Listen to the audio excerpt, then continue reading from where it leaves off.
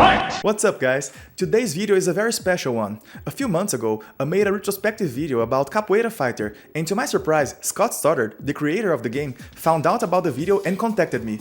I had the honor of receiving a link to the Capoeira Fighter 3 Legacy Edition beta from him so I could check the updates of this new version. This beta is now available for download on Scott Stoddard's page on itch.io, which will be linked down below. I want this video to reach more people, so I'm recording it in Portuguese and in English.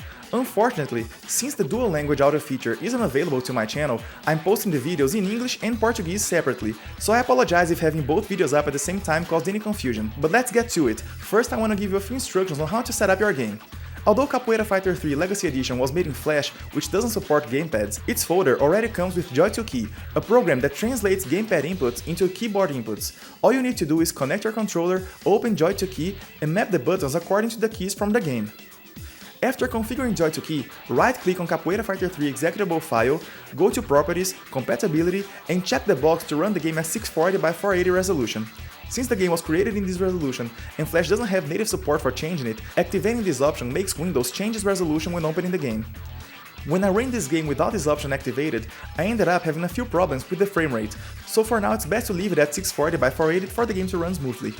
Now, without further ado, let's show you what's changed compared to the old Capoeira Fighter 3.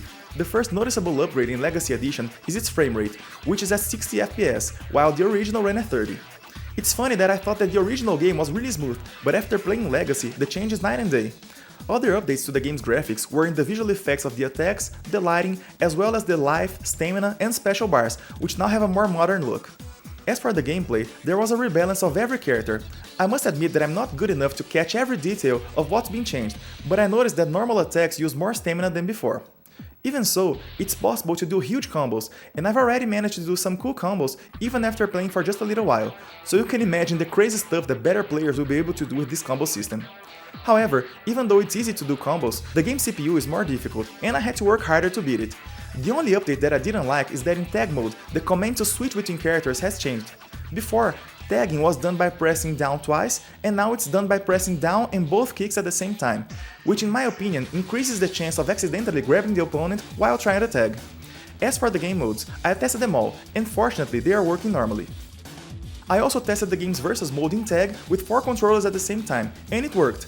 To set up the controls, what I did was map 2 of the gamepads with the player 1 layout and the other 2 with the player 2 layout. The problem is that this way, each player can control both their own character and their partner's character at the same time, instead of each player controlling only one character, and I still haven't found out if it's possible to configure the controls in a way that enables this restriction.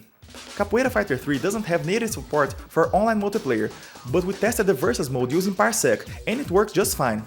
Finally, we tested the game on the Steam Deck, and it also worked. To do this, we just added the game's executable file to the Steam library and ran it using Proton. We tested it with Proton Experimental, and it worked really well. To map the button inputs, we just used the Steam Deck's own settings. Keeping in mind that since Legacy Edition is still a beta, some bugs are expected, and I encountered a few small issues. The first one was on the character selection screen. On some occasions, when I clicked on a character, I would get a message telling me that I didn't have enough credits to unlock this feature, even though I wasn't trying to select a locked character and the beta already comes with enough credits to unlock everything. Anyway, after I unlocked all of the characters and secret modes, this message stopped appearing. Another bug that I found was in the dodging mechanics.